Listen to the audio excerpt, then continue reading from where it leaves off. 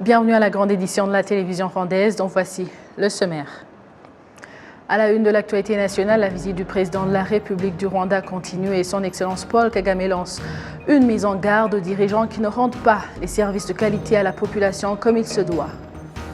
Au sommaire également ce samedi, au cours des travaux communautaires, une activité mensuelle, le logement pour les nécessiteux et la lutte contre l'érosion dans la ville de Kigali étaient sujets de priorité.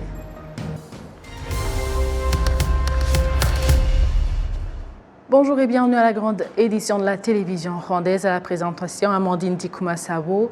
Le président de la République, Paul Kagame, lance une mise en garde aux dirigeants qui ne rendent pas les services de qualité à la population comme il se doit. Le chef de l'État rwandais a fait cette indication ce samedi au district de Nyamasheke, où il a également exhorté la population à dénoncer les dirigeants qui affichent de tels comportements. Les détails avec ce récit. Les habitants du district de Nyamasheke ont montré au président de la République Paul Kagame les réalisations de développement qui font leur fierté et fruit de la bonne gouvernance dont jouit le Rwanda. Dans son allocution, le président de la République Paul Kagame a fustigé l'attitude de certains dirigeants qui ne s'acquittent pas convenablement de leurs obligations en rendant des services de qualité à la population. Il a en outre invité la population à dénoncer de tels dirigeants indignes du pays, tournés vers sa vision de développement. Le président Kagame a loué les efforts déployés par la population de Nyamasheke pour le développement, sans oublier la pleine collaboration avec les organes sécuritaires qui a permis de venir à bout des forces négatives qui voulaient compromettre la sécurité du Rwanda. Mbashimire ku bintu bitandukanye ari myifatire mu bibazo. Je voudrais vous féliciter pour diverses raisons. D'abord, votre attitude dans les difficultés, votre collaboration avec divers organes. À tout à l'heure, on a évoqué le rôle qu'ils ont joué pour repousser l'ennemi de la sécurité. Mais ces organes ne peuvent pas tout faire seuls. Vous les avez appuyés en fournissant des informations permettant de vaincre l'ennemi. Faites appel à ces organes en cas de nécessité majeure. Jouez d'abord votre rôle, comme vous l'avez déjà fait par le passé. Nous vous félicitons, même s'il y a eu des pertes en vies humaines.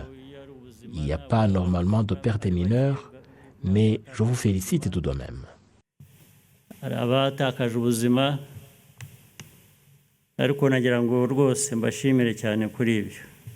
Le chef de l'État a pris aussi le temps de répondre aux doléances de la population de Nyamasheke et a donné des orientations qui conduiront à leur résolution. Ubundi leta ifite ingamba zo gukura abantu mu manegeka. Normalement, le gouvernement a des stratégies qui concernent la relocalisation des citoyens des zones à haut risque, en les aidant notamment à s'installer convenablement. Nous l'avons fait dans plusieurs endroits. Nous ne manquerons pas à le faire ici à Nyamasheke. C'était un grand intérêt. Ça permet de sauver des vies, mais aussi ça leur donne l'occasion de vaquer à leurs activités, à l'exemple des plantations théicoles qu'on a évoquées. C'est important et nous allons nous empresser pour que ça se fasse si vite.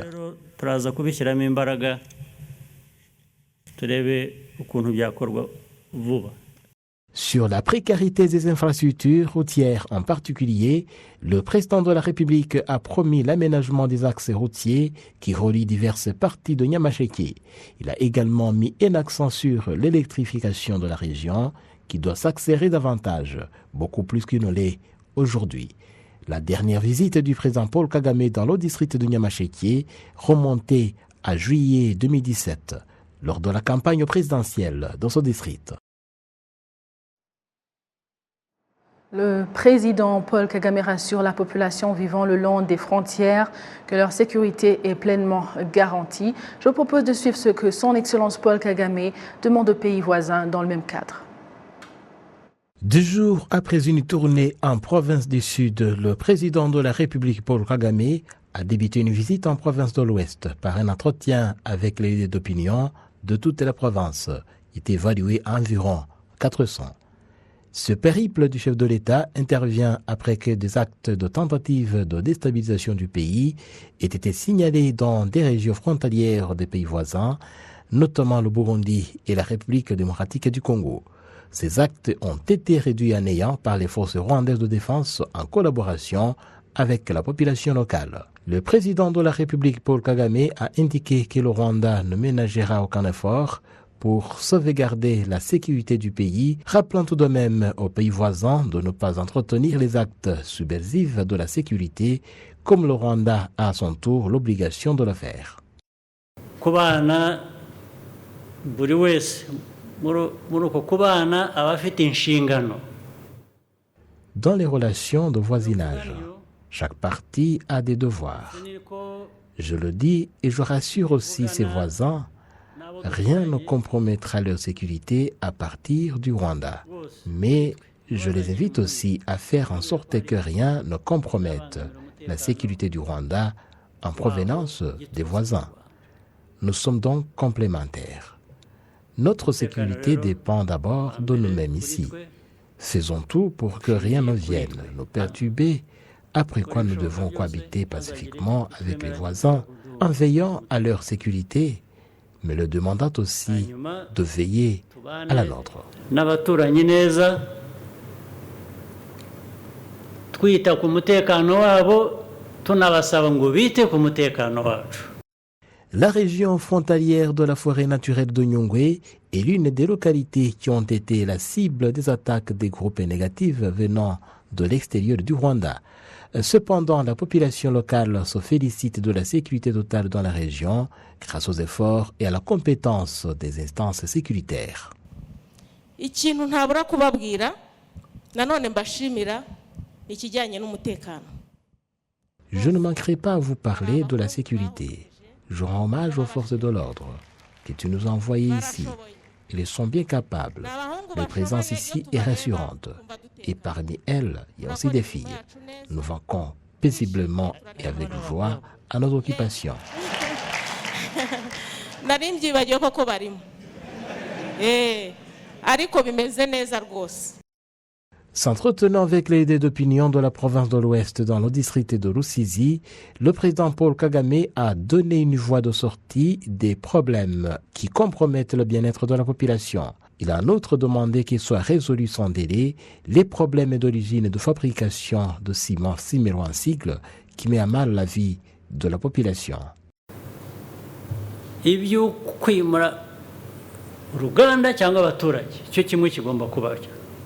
Il faut soit relocaliser l'usine ou la population. Supposons qu'il est plus difficile de relocaliser cette usine. La population doit aller habiter ailleurs. Dans cette opération, le gouvernement doit être en partenariat avec Cimerwa et cette dernière doit participer largement. Nous allons examiner comment les organes étatiques doivent œuvrer avec Cimerwa pour mettre fin à ce problème. Le ministre concerné devra porter le projet au Conseil des ministres et nous prendrons une décision convenable.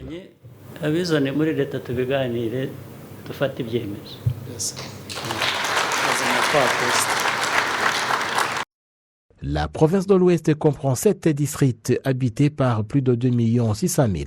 Il est frontalier de Rusizi et de Karongi, mais aussi du parc national de Nyungwe et du lac Kivu, qui le rapproche de la République démocratique du Congo. Ce samedi, au cours des travaux communautaires, une activité mensuelle, le logement pour les nécessiteux, la lutte contre l'érosion dans la ville de Kigali était sujet de priorité. Les habitants de la capitale du Rwanda sont priés de faciliter les agents recenseurs pour que le recensement se passe bien, surtout qu'il y a quelques jours de s'achever. Le ministre rwandais des Affaires étrangères et de la coopération internationale, également point focal du district de Gasabo, honorable Vincent Wiluta, était présent aux travaux communautaires de ce samedi et a souligné que la détermination de travailler ensemble contribue non seulement au développement personnel et au développement national par conséquent. Dans différentes parties de la ville de Kigali, la communauté s'est concentrée sur la lutte contre l'érosion dans le district de Gasabo, secteur de Ndera, dans la cellule de Mukuyu. La construction de 2 maisons pour les nécessités a été lancée. Ce sont les maisons qui vont être construites dans le programme du mois consacré aux activités de la police. Les résidents ont participé en grand nombre aux travaux communautaires et ont déclaré que cette activité les rassemble dans le cadre de résoudre les problèmes auxquels ils sont confrontés dans leur vie quotidienne. Le ministère rwandais de la Santé affirme que le Rwanda est prêt à faire face à la maladie de monkeypox qui ne cesse de progresser dans différents pays, notamment sur le continent européen. Le récit suivant nous en dit plus. Prendre des dispositions comme former le personnel et trouver du matériel sont un des moyens établis pour faire face à monkeypox une fois que cette maladie sera identifiée au Rwanda. Le secrétaire d'État au ministère rwandais de la Santé s'exprime à ce propos. Il y a ceux qui ont été déjà formés et d'autres qui sont en cours de formation pour savoir identifier une personne atteinte par cette maladie et comment la traiter. En plus de cela, il est prévu de trouver des vaccins pour protéger les personnes vulnérables courant un grand risque d'infection. Les préparatifs sont donc bons et on n'a pas peur de monkeypox. Dr Brian Chilombo, qui représente l'Organisation mondiale de la santé au Rwanda, affirme que le comportement des organes sanitaires du Rwanda pendant le Covid-19 donne l'espoir dans la lutte contre d'autres maladies telles que monkeypox.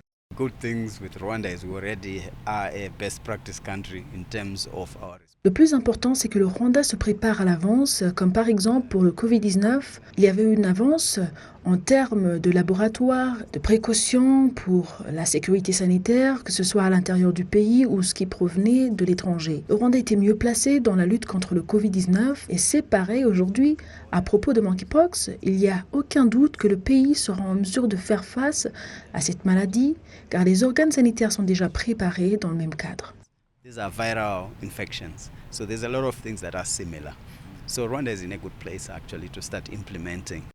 De manière générale, le ministère de la Santé indique que les activités de préparation pour faire face à cette maladie disposent d'un budget de 10 milliards de francs rwandais et plus de 41 000 personnes ont été déjà identifiées dans 98 pays à travers le monde qui prédominent les États-Unis, l'Espagne et l'Allemagne.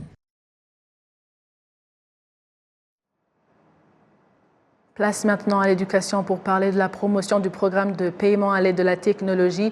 Le ministère de l'administration locale souhaite qu'à la rentrée scolaire le mois prochain, au moins chaque établissement scolaire ait mis en place un système qui permettra aux parents de payer les frais de scolarité sans passer par les banques. Kassim Youssouf. La Banque nationale du Rwanda indique que le nombre de citoyens qui se servent de la technologie dans le transfert des fonds a davantage augmenté, surtout que c'était l'une des mesures sanitaires pour se protéger contre le Covid-19. Pour déployer davantage d'efforts dans le transfert des fonds à l'aide de la technologie, le ministre de l'administration locale, Gatabazi Jean-Marie Vianney, indique qu'à la rentrée scolaire, le mois prochain, les établissements scolaires devraient avoir mis en place un système qui permettra aux parents de payer les frais de scolarité sans qu'ils passent par la banque. Nous voudrions qu'à la rentrée scolaire, au mois de septembre, tous les gens puissent effectuer le paiement des frais de scolarité sans nécessairement passer par la banque ou qu'ils fassent des longs trajets pour aller payer à l'école, mais qu'ils puissent se servir de leur téléphone là où ils sont pour effectuer les transferts de fonds. Des enseignants et directeurs des écoles indiquent que si ce système est réalisé, il leur serait très bénéfique puisqu'il y a ceux qui se présentent à l'école avec du numéraire, surtout en milieu rural. Minisiteri y'uburezi ndetse n'ikigo gishinzwe uburezi ubwacyo babinogeje rwose. Si le ministère de l'Éducation et l'Agence rwandaise de l'Éducation perfectionnent un système de transfert de fonds à l'aide de la technologie, cela serait intéressant, surtout que nous sommes dans un monde digitalisé, un monde où règne la technologie.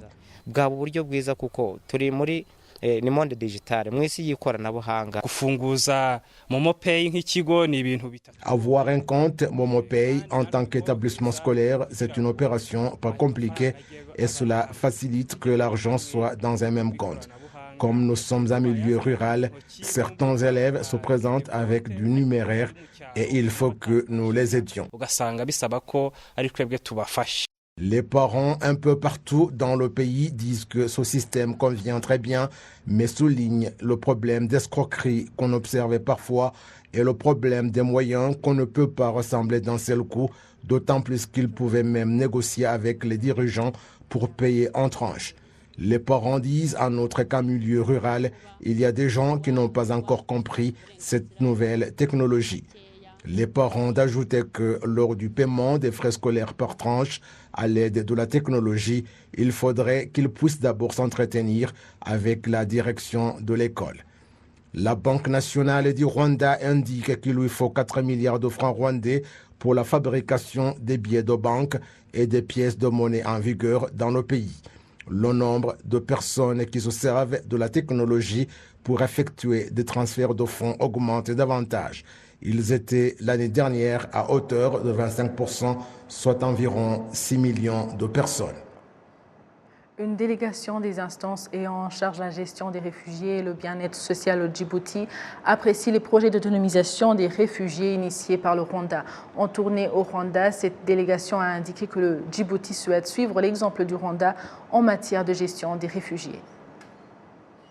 Ces Djiboutiens ont fait le tour du camp de Mahama à l'est du Rwanda et se sont entretenus avec les réfugiés burundais et congolais.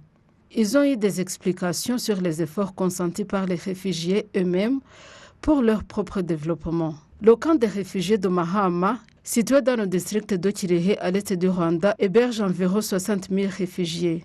Le directeur du Haut-Commissariat des réfugiés au Djibouti, Yohonda Korsakor, a loué les efforts déployés par le Rwanda pour une meilleure gestion des réfugiés.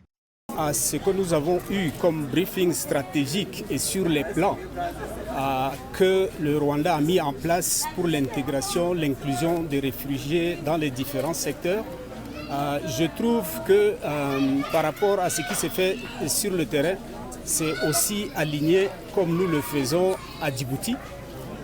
Dans le domaine de l'éducation, si je peux me permettre de prendre cet exemple, c'est le ministère de l'Éducation au niveau de Djibouti qui gère les écoles dans les camps de réfugiés. La même chose pour le domaine de la santé. Au niveau de Djibouti, nous avons le ministère de la Santé qui gère le poste de santé que nous avons dans les camps. Le directeur du camp des réfugiés de Mahama a indiqué que pour bien entretenir les réfugiés, les projets de développement ont été initiés dans ce camp. Nous préparons les projets de renforcement des capacités des réfugiés. Nous leur trouvons du capital de base. Nous ne sommes pas satisfaits de là où nous sommes, mais nous voulons faire plus. Nous espérons que dans 2 ans, nous aurons des gens bien autonomes. Il y en a qui sont dans l'agriculture, l'élevage et le commerce.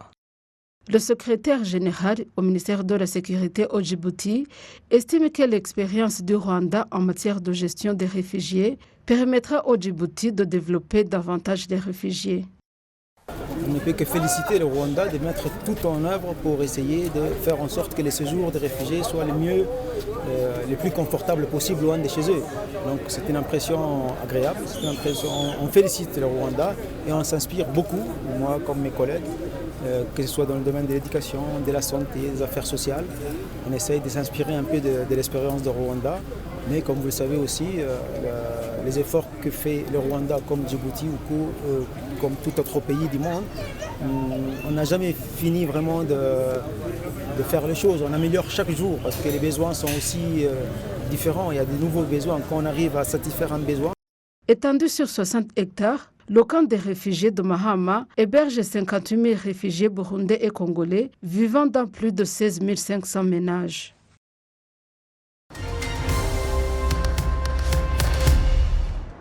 Merci à vous tous qui étiez au rendez-vous d'actualité avec toute l'équipe qui a réalisé cette grande édition. Je vous souhaite de passer une agréable suite du programme de la télévision rwandaise. Vous étiez avec moi, Amandine Dikouma-Sabo. À la prochaine et d'ici là, portez-vous bien.